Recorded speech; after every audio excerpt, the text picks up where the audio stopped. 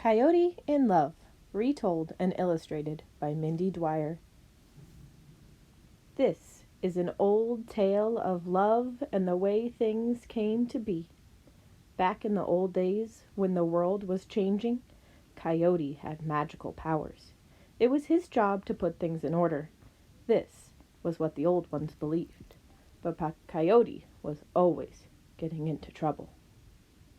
One night, as we were tucked in a bed under a big blanket of dreams, I asked Mama to tell me a story from before I was born.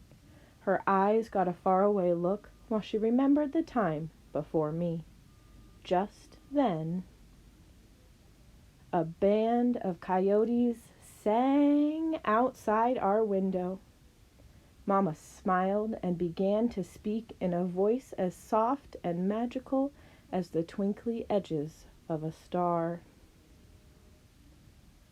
A long time ago, she said, when the world was still very new, Coyote liked to sit and look at stars.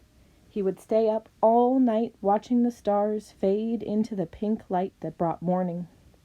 There was one star that was his favorite, and he found her more beautiful than any other star in the sky. Coyote was in love with her. She was a blue star, and each night Coyote sat and waited till she appeared. As he watched her blue glow travel across the night sky, he sang to her. He noticed she always came very close to the tip of a distant mountain. If I go to the top of that mountain, I could touch her. Coyote started to run across the fields and into the forest. He ran and ran and ran throughout the night. By day, he slept. At twilight, Coyote awoke and began running again. He didn't even stop to eat dinner. He climbed and climbed until, at last, he reached the top of the mountain. There he watched the sunset, freshly painted in the sky. The colors melted and dripped behind the edge of the earth, and their soft afterglow soothed him. Coyote was very tired, but he didn't want to miss his beautiful star. One by one, the stars began to show their shining night faces. With nothing but sky all around him, Coyote could see the stars twinkling. But no, they were dancing. For a moment he thought he was dreaming. He blinked. Suddenly he saw her, his little blue star, and she was radiant. Coyote stood on top of the mountain and stretched, but still he could not reach her. Politely, he said, "My little star, take me with you. I love you. I want you to be my wife." The little star said, "Ha! I don't want to be your wife."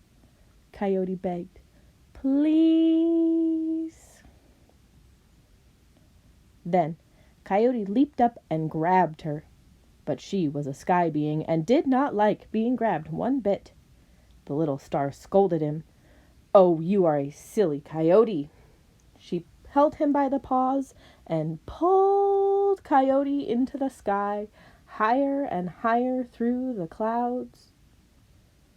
He was dizzy with love and afraid to look down. The little star took Coyote to the edge of the sky, where it was so dark and quiet it chilled him to the bone. "I'm scared," he said. "I feel like I'm falling."